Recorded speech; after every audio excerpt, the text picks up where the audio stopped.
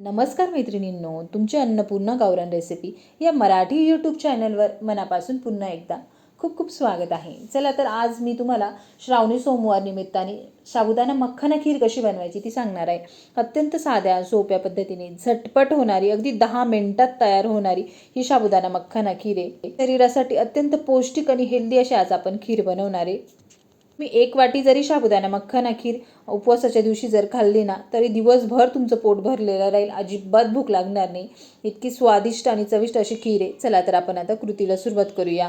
1 वाटी इतका मक्खन घेतलाय. मक्खन हा तुमच्या गरजेनुसार तुम्ही कमी जास्त करू शकता. तुम्हाला कितपत खीर बनवायची त्या अंदाजानुसार तुम्ही घेऊ शकता.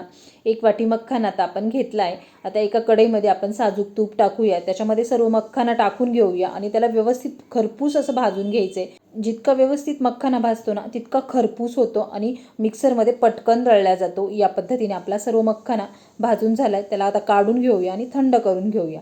थंड झाल्यानंतर एक मिक्सरचं भांडं घेतले. त्याच्यामध्ये आता आपण अर्धा मक्खन घेतलाय, तो दळून घ्यायचा. अर्धाच मक्खन आपल्याला दळायचा आणि अर्धा तासच ठेवायचा आहे. या पद्धतीने दळून झाल्यानंतर त्याच कढईमध्ये पुन्हा एकदा तूप घालूया. तुपाला व्यवस्थित गरम होऊन देऊया. त्याच्यामध्ये भरपूर सारे बदामाचे काप घेतले. तुमच्याकडे जे बी ड्रायफ्रूट्स असतील, तुम्हाला आवडत असतील ते घातले तरीही चालेल. मी बदामाचे काप घेतले. त्याला तुपामध्ये व्यवस्थित गुलाबी रंग येईपर्यंत आपल्याला त्याला परतून घ्यायचं आहे. या पद्धतीने परतून घ्या. त्याच्यामध्ये आता आपण अर्धा लिटर इतकं दूध टाकूया. दूध हे मी आधी ऑलरेडी गरम करून घेतलेलं होतं, ते टाकले. तुम्ही थंड जरी टाकलं तरीही चालेल. त्याच्यामध्ये 1 वाटी इतका भिजलेला साबुदाणा घालूया. साबुदाणा हा रात्रभर मी भिजवून घेतलाय, नंतर तो टाकलाय. त्यामध्ये 1 वाटी इतकी साखर घालूया. साखर घालून झाल्यानंतर त्याच्यामध्ये जो बी आपण मक्खन दळून घेतलाय, तो सर्व मक्खन आता आपल्याला त्याच्यामध्ये घालून घ्यायचा आहे. त्याला व्यवस्थित मिक्स करून घ्यायचं आहे.